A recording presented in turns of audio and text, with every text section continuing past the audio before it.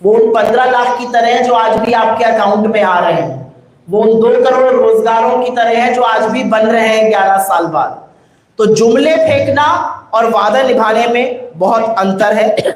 हम फिर से अपनी जो गारंटी है, जो स्कीम है, हम फिर से इसलिए दोहराएंगे क्योंकि महिलाओं के सशक्तिकरण के लिए, और ये मैं फिर से कहूंगी, महिला के हाथ में जब भी पैसा आता है, परिवार ज्यादा शिक्षित, ज्यादा समृद्ध, ज्यादा सुरक्षित और ज्यादा स्वस्थ बनता है। कांग्रेस ने बिहार की महिलाओं से, बिहार की बेटियों से, बिहार की माओं से एक वादा किया है, हमारी सरकार बनेगी तो हम माई बहन योजना लागू करेंगे।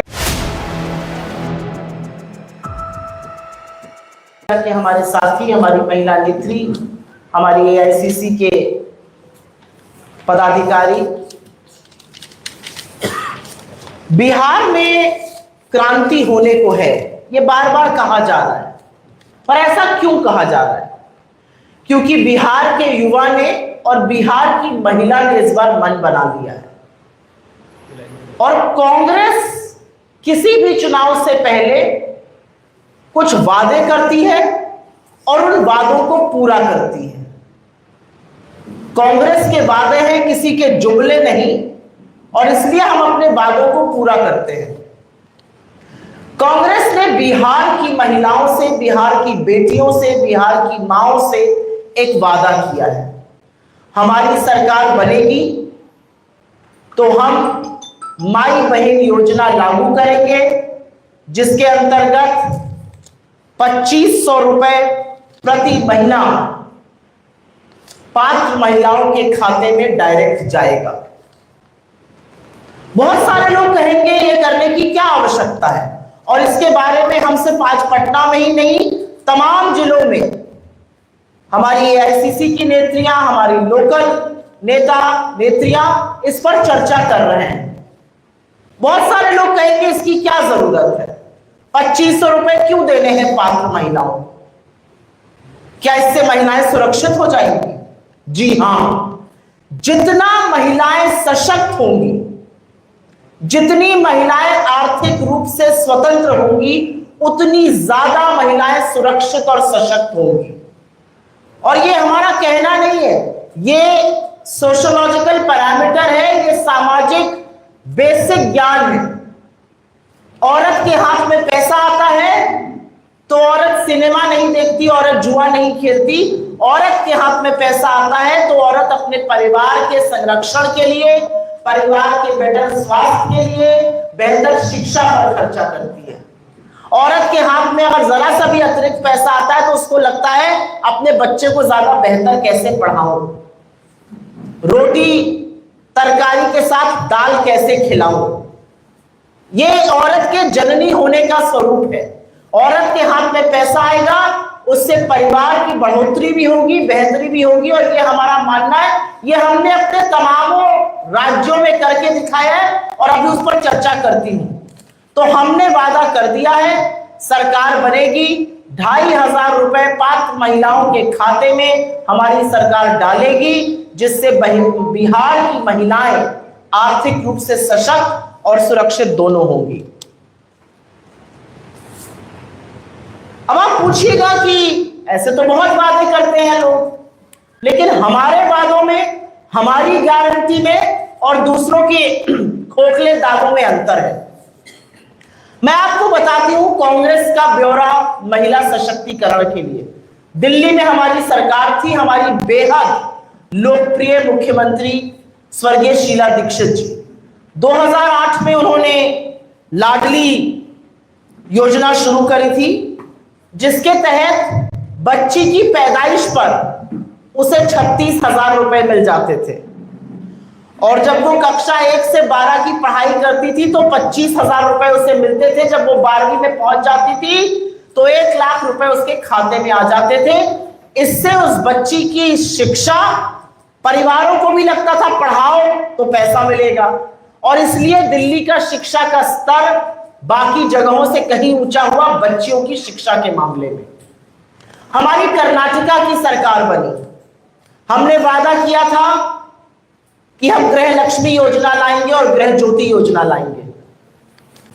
कर्नाटका की हमारी सरकार 2000 रुपए सीधा बैंक खातों में पात्र महिलाओं के डाल रही है, जिससे करीब करीब 1.5 करोड़ महिलाओं को और उससे ज्यादा परिवारों को फायदा मिल रहा है। हमने शक्ति योजना वहां लॉन्च करी, जिससे बस सेवा फ्री है। हमारी जो फ्री बिजली योजना है, उससे भी महिलाओं को फायदा होता है, क्योंकि जितना महिलाएं बचा पाती हैं पैसा, उतना परिवार के समृद्धि में लगाती हैं। हमारी हिमाचल की सरकार 1500 रुपए की प्यारी बहना सुख सम्मान योजना के तहत पात्र महिलाओं को देती है। हमारी तेलंगाना की सरकार महिलाओं के लिए फ्री बस सेवा, 500 का सिलेंडर और 200 यूनिट बिजली मुफ्त करती है, जिससे महिलाओं के हाथ में, महिलाओं के घरेलू बजट में कुछ पैसा बच सके। झारखंड की हमारी सरकार, हमारे घटक दल की सरकार 2500 की आर्थिक सहायता हमने सरकार बनते ही देना शुरू किया। पहले मात्र 1000 रुपए दिया जाता था। हमने चुनाव में वादा किया था, हमारी सरकार बनेगी, हम 2500 रुपए देंगे। और ये कोई महिलाओं को देकर हम बहुत बड़के मनई या बहुत बड़े आदमी नहीं बन रहे, ये उनका हक है, ये उन तक पहुंचना चाहिए। ये पात्र महिलाएं जी तोड़ मेहनत करती हैं, घरों को चलाती हैं, समाज में एक बड़ी महत्वपूर्ण भूमिका निभाती हैं। हो सकता है वो रोज सवेरे 9 से 5 दफ्तर ना जाती हो, लेकिन वो जितनी मेहनत खेत खलिहानों मजदूरी में, परिवार को पालने में, नागरिक बनाने में जुटी रहती है, उसके लिए बहुत छोटी सी चीज है, लेकिन ये करनी जरूरी है, क्योंकि महिला को सशक्त करने का डायरेक्ट सबसे अच्छा तरीका आर्थिक सशक्तिकरण है।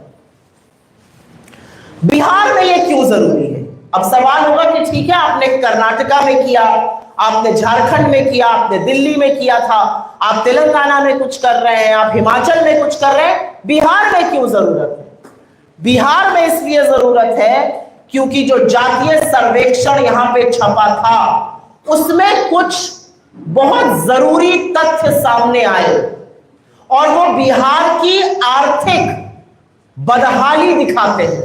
वो दिखाते हैं कि महिलाएं उस आर्थिक तंगी से किस कदर जूझ रही है। असलियत यह है कि करीब करीब 94.5 लाख परिवार 6000 रुपए से कम पर मासिक गुजर बसर करने को मजबूर है। 94.5 लाख परिवार मतलब 5 करोड़ से ज्यादा लोग महीने के 6000 रुपए से कम कमा रहे हैं और उसी में किसी तरह से अपनी गुजर बसर कर पा रहे हैं। इसी आंकड़े में आगे एक और चौंकाने वाला तथ्य आया।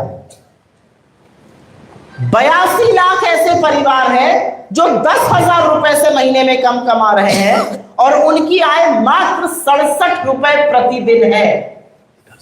आज बिहार के पटना के एक अच्छे कैफे में कॉफी पीने चले जाइएगा तो 67 रुपए में शायद कॉफी भी नहीं आएगी। ये असलियत है। और परिवार भरण पोषण, खाना पीना, कपड़ा लत्ता सब कुछ 67 रुपए रोज पे करने को मजबूर है। ये वो लोग हैं जो दो महीने के 10,000 कमाते हैं, जो महीने के 6,000 कमाते हैं, वो 40 रुपए पर अपने परिवार की गुजर बसर करने को मजबूर है। और इसीलिए हमें लगा कि महिलाओं की थोड़ी सहायता जरूरी है। इसलिए जरूरी है क्योंकि महिलाओं पर दोहरा मार पड़ रही है। महिलाओं पर दोहरी मार यह है कि घर के पुरुषों के पास, घर के बेटों के पास, जिनको एक वक्त की रोटी कम काट के पाला कि नौकरी लग जाएगी बाबू की, उनकी नौकरी नहीं लगी, वो बेरोजगार है। और महिलाओं पर दोहरी मार इस बात की है कि महंगाई कमर तोड़ रही है और सबसे ज्यादा महंगाई का प्रभाव जो है वो महिलाओं पर होता है। पेट्रोल डीजल 100 सेंचुरी लगा दी, गैस का सिलेंडर 400-500 पे हमारे राज्यों में मिल रहा था, उसको 1200 पर पहुंचा दिया। असलियत यह है 90 रुपए की दाल बिक रही है। इसका असर कभी आप लोगों ने सोचा? और यहां पे इतने सारे पुरुष बैठे हैं, कुछ महिलाएं, सबसे ज्यादा असर महिला पर पड़ता है। अगर एक 4 कटोरी दाल बनेगी और मां के लिए दाल कम पड़ जाएगी तो वो दाल नहीं खाएगी। वो दाल अपने बच्चों को, अपने पति को, बाकी घर के लोगों को खिला देगी, लेकिन वो दाल नहीं खाएगी। और इसलिए ये सहायता बिहार में होनी जरूरी है। अब बीजेपी वालों ने भी कुछ वादे किए थे, उनके वादे भी आपको गिना देती हूं, क्योंकि देखिए जुमले और वादों में एक वस्तुतः अंतर होता है। वादे जब किए जाते हैं तो हर कीमत पर पूरे किए जाते हैं। जब वादे किए जाते हैं तो गारंटी की तरह निभाए जाते हैं। जब जुमले फेंके जाते हैं तो जुमले यहां फेंके वहां भाग जाओ, जुमले वहां फेंके कहीं और भाग जाओ। दिल्ली का चुनाव हुआ, एक नहीं दो नहीं ट्रिपल इंजन की सरकार बन गई। वादा किया गया था दिल्ली की महिलाओं को 2500 रुपए महीना दिया जाएगा। एक फूटी कौड़ी दिल्ली की महिलाओं को अभी नहीं मिल रही है। बाकी और क्या क्या वादे किए गए थे और वो कैसे सब यमुना जी में बहा दिए गए, वो अलग बात है, उस पर बात किसी और दिन चर्चा करेंगे। लेकिन 2500 रुपए महीने का जो वादा था दिल्ली में, जो जुमला था, वो जुमला ही रह गया। महाराष्ट्र में वादा किया था लाड़की बहना के अंतर्गत 1500 से बढ़ाकर 2100 कर देंगे। आपको पता है 9 करोड़ महिलाओं को वो 1500 मिलने भी बंद कर दिए। जैसे ही दोबारा से सरकार बनी, कटनी छटनी कर 9 करोड़ महिलाओं को उस लाड़की बहना से ही निकाल दिया। बीजेपी का एक और जुमला था, और मुझे याद है मध्य प्रदेश में 1250 रुपए से लाड़की बहना बनाकर 3000 रुपए करेंगे। शिवराज जी ने वादा किया था, शिवराज जी को वहां से हटा दिया गया और उन्होंने भी कुछ नहीं कहा। 3000 रुपए तो भूल जाइए, फूटी कौड़ी नहीं मिल रही है। जिनको 1250 मिलते थे उनको भी पैसा नहीं मिल रहा है। ऐसा ही एक वादा जेडीयू ने, घटक दल ने यहां पर किया था। 94 लाख गरीब परिवारों को 2 लाख रुपए मिलने थे। वो उन 15 लाख की तरह है जो आज भी आपके अकाउंट में आ रहे हैं। वो उन 2 करोड़ रोजगारों की तरह है जो आज भी बन रहे हैं 11 साल बाद। तो जुमले फेंकना और वादा निभाने में बहुत अंतर है। हम फिर से अपनी जो गारंटी है, जो स्कीम है, हम फिर से इसलिए दोहराएंगे क्योंकि महिलाओं के सशक्तिकरण के लिए, और ये मैं फिर से कहूंगी, महिला के हाथ में जब भी पैसा आता है, परिवार ज्यादा शिक्षित, ज्यादा समृद्ध, ज्यादा सुरक्षित और ज्यादा स्वस्थ बनता है। और इसलिए जब बिहार की पात्र महिलाओं के हाथ में 2500 रुपए आएगा, उसका एक वर्चुअस साइकिल ऑफ इकोनॉमी जो कही जाती है, वो हम जरूर देखेंगे। और ये हमारी प्रतिबद्धता है, ये बिहार से हमारा वादा है, और हर बार की तरह हम ये वादा पूरा करेंगे। आपके सवालों का स्वागत है। अगर सवाल सो मोटो पे रहे तो अनुग्रह रहूंगी, मैं सारे सवाल लूंगी, एक एक करके। सुनील राज जी हैं तेलंगाना से। महिलाओं को पैसा देना पड़ेगा 2500 रुपये।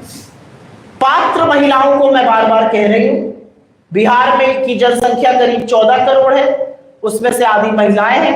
कुछ 40 रुपए या 67 रुपए के परिवारों से नहीं आती है। पात्र महिलाओं को ये के ऊपर ये योजना लागू होगी, उसका भी एक बड़ा वर्ग है। ये सम्मान राशि के तौर पे आप लोग दे रही हैं, सम्मान एक बिहार की महिला मांग रही है, ऐश्वर्या राय है, वो न्याय मांग रही है, क्या उसको भी न्याय दिलाएंगी? क्या वैसी महिलाओं को भी कांग्रेस और सुप्रिया से न्याय दिलवाएंगी? निजी जीवन पर राजनीतिक मंच से मैं कोई टिप्पणी नहीं करना चाहती हूं। इसलिए नहीं करना चाहती हूं क्योंकि अगर मैं एक बेटी की बात करूंगी तो मुझे फिर और भी बहुत सारी बेटियों की बात करनी पड़ जाएगी, और उसमें जदयू से लेके भाजपा भी कटघरे पे खड़ी हो जाएगी। अगर मैं एक महिला के हक की बात करूंगी तो फिर यहाँ के मुख्यमंत्री से प्रधानमंत्री की भी धज्जियां खोलनी पड़ेगी। तो मेरा मुंह मत खुलवाइए। मुझे ऐसा लगता है कुछ चीजें निजी पारिवारिक इशू होते हैं, उस पर मैं राजनीति नहीं करना चाहती हूं। हमारी बिहार के नेत्रियां और नेता स्वतंत्र हैं, वो इस पर आपसे चर्चा भी कर चुके हैं। मैं बिहार आकर किसी के निजी जीवन पर टिप्पणी करूं, मुझे लगता है ये राजनीतिक मर्यादा नहीं है। सुप्रिया जी, अलायंस पार्टी ने, आपकी आरजेडी ने पहले इस योजना को लाने की घोषणा की और अब आप लोग ला रहे हैं। एक कोऑर्डिनेशन कमेटी भी आपने बना रखा है, उसके बावजूद अलग अलग क्यों? आप अलग अलग क्या बात है? ये तो अच्छी बात है। पहले हमारे घटक दल ने कहा, वही बात हम कह रहे हैं।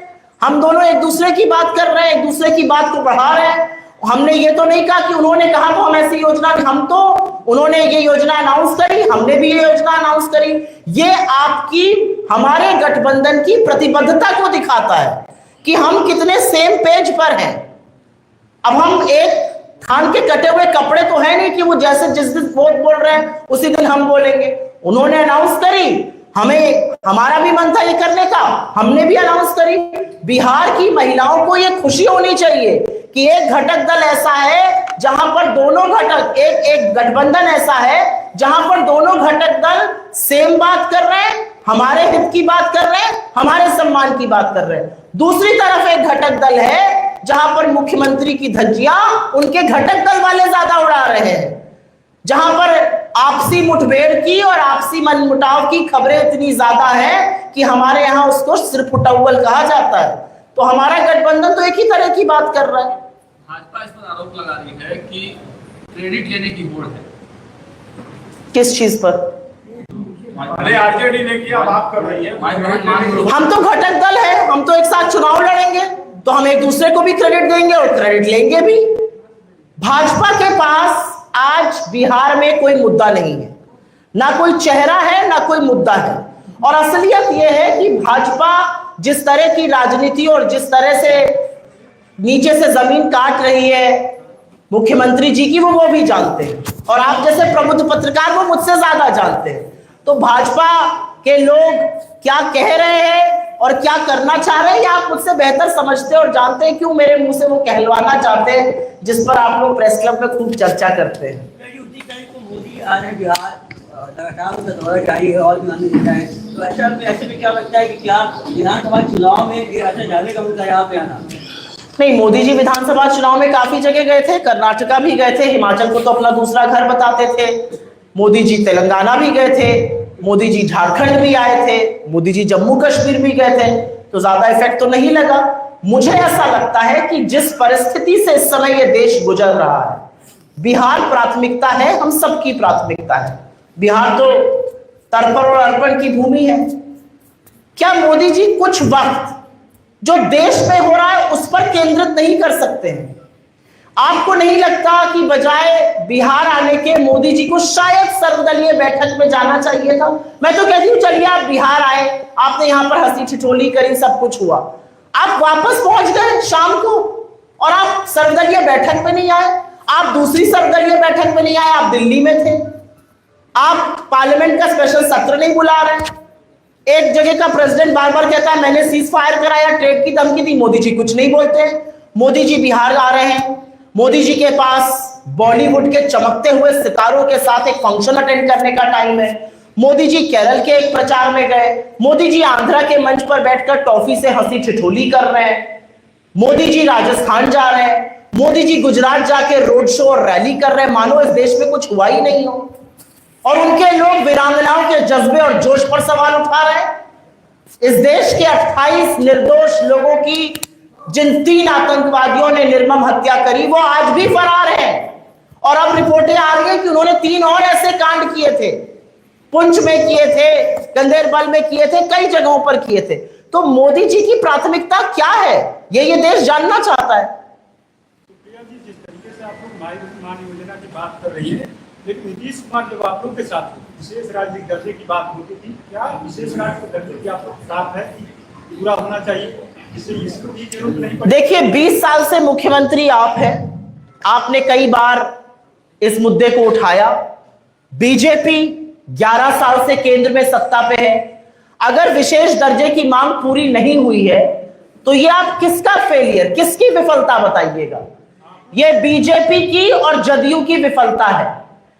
और इसलिए विफलता है क्योंकि आपके डीएनए पर सवाल उठाने वाले के साथ चलिए आप खड़े हैं, वो आपकी आउटलुक है, वो आपकी राजनीति है। लेकिन बिहार के लिए तो स्पेशल पैकेज मांग लेते, बिहार के लिए तो विशेष दर्जा मांग लेते। आज असलियत यह है कि नरेंद्र मोदी को इस देश ने 240 पर लाकर खड़ा कर दिया।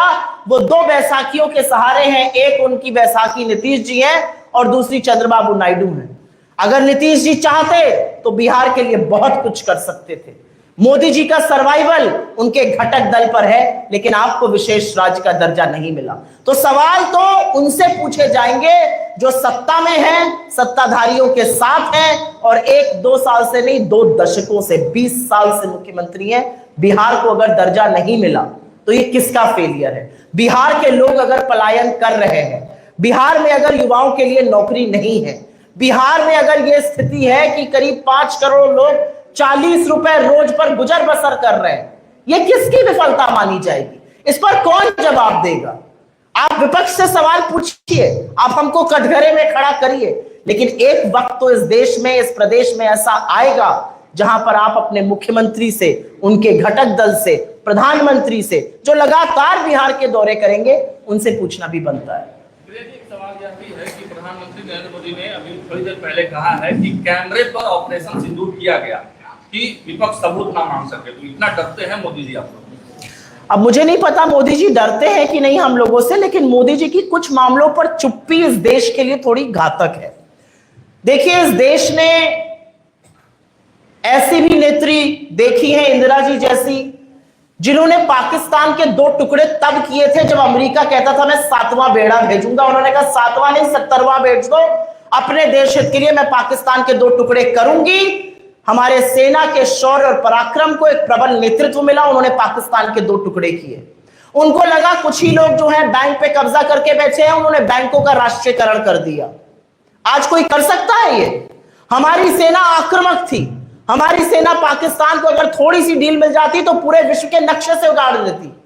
हमने सीज फायर किया और सीज फायर का अनाउंसमेंट अमेरिका से आ रहा है और पिछले 11 दिन में 9 बार अमेरिकी राष्ट्रपति ये कह चुका है सीज फायर का श्रेय मेरा है, मैंने ट्रेड की धमकी दी, मैं कश्मीर में मध्यस्थता करूंगा। किसी न्यूट्रल जगह पर पाकिस्तान और हिंदुस्तान के प्रधानमंत्री मिलेंगे।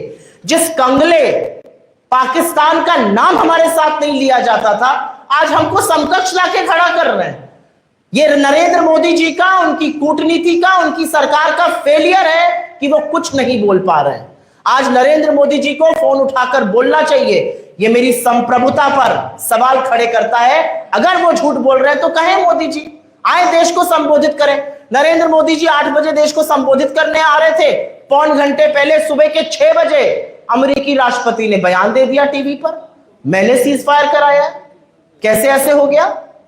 हमारे देश की संप्रभुता पर कोई ललकार रहा है और इस देश का प्रधानमंत्री बिल्कुल उस पर चुप है, उस पर कोई बातें नहीं कर रहे हैं।